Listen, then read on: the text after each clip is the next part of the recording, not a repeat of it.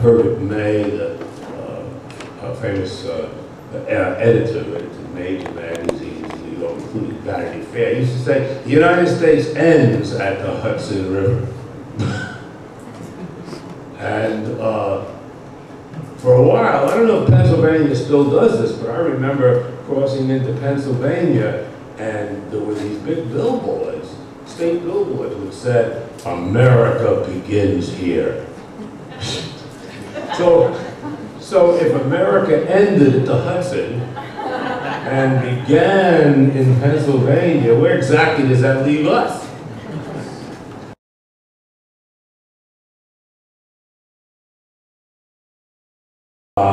Because she knew who he was. But this little scene is taking place in the Walt Whitman. And the little epigraph, I don't want a Jersey Turnpike rest area named after me, Calvin Trillin. And the chapter begins as so. Do you know who Walt Whitman was? I was at the Walt Whitman rest area on the Turnpike, milepost 30.2 on the southbound side, between exits 3 and 4. I was talking with a waitress in the Royal Rogers. Who? Chris Samuel, a 17-year-old high school senior, asked. Walt Whitman. Who's he? That's what I'm asking you. Do you know who Walt Whitman was? Never heard of him. What do you mean you never heard of him? Of course you've heard of him. You've been working here a year, and this is the Walt Whitman rest area. It is? I thought she was kidding, but as Chris explained, when I came to work here a year ago, they told me to answer the phone, Marriott Corporation, Highway Division 3S. How would I know this is the Walt Whitman rest area? And actually the people who work in those concession areas on the Turnpike, for the most part, don't come to work on the Turnpike. They live in the closest town, they come by local road, and there's a parking area beyond the one we all know, where they park, and then they come through a little gate.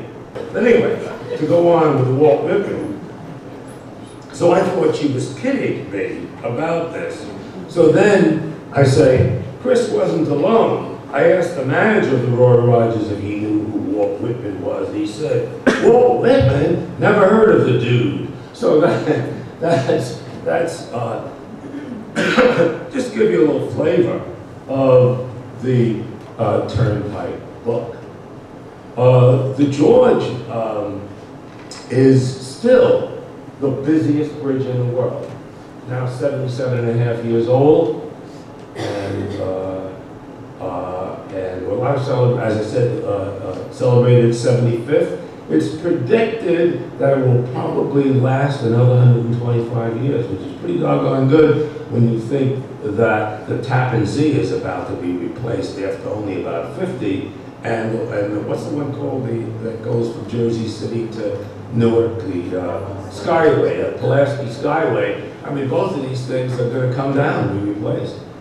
And they're each about 50 years old. The George is 77 and a half now, and predicted to go another 125. So it was really built solidly, and it was built so solidly, and its towers are unique because, which you see on the cover, Arthur Allen built the George so strongly because he hoped that indeed they would someday put a lower deck on.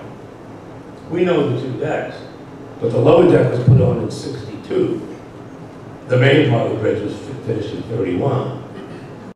The climb, one step at a time, was a metaphor for a lot of things. For building a house board by board, for writing a book word by word, plus terror, of course. I thought of Zen. I thought of be here now. I told myself that the climb was a kind of meditation. I just had to stay in my zone. I just had to be here now.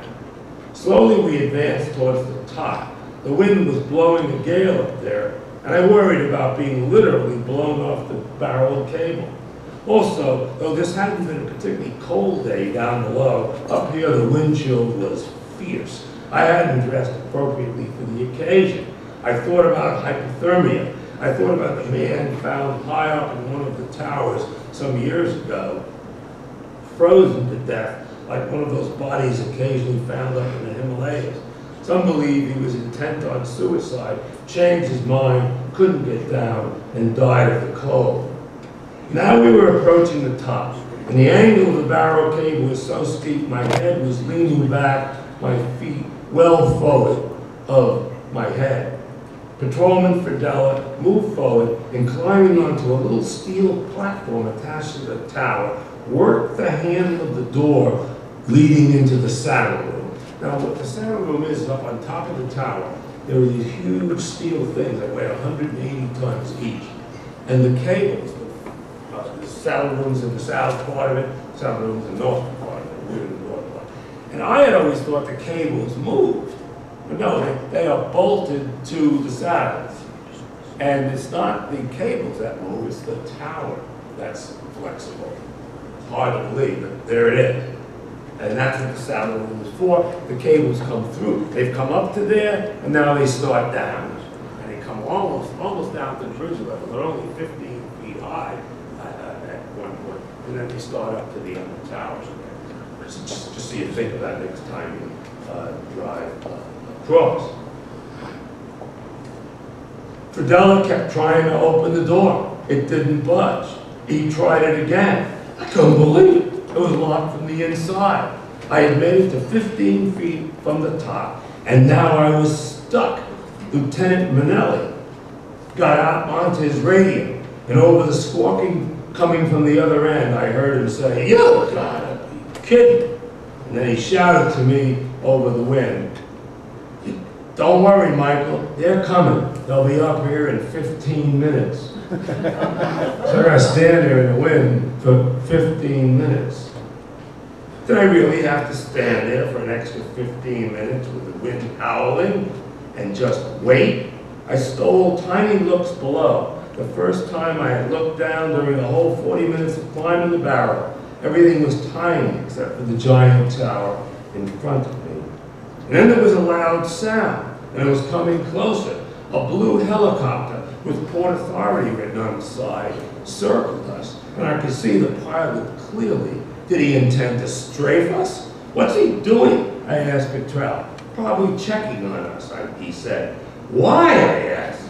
Cottrell shrugged. I learned later these guys had never informed anybody that we were going up there. And anybody goes up there, if nobody's informed, they just think there's terrorists up there. And so this guy was right around the tower like this. I could see him like, it was terrifying now that the noise and the helicopter adding to everything else.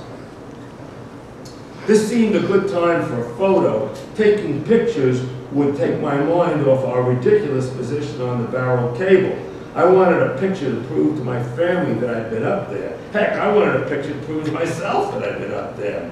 I handed Legis a disposable camera that I was carrying in my jacket pocket, and untethering from me, he climbed up onto the platform next to Fridella. The two of them took turns snapping pictures with Cottrell and Manelli behind me, and behind them, the bridge deck far below and all of Manhattan behind it, as you've seen in those photos coming around.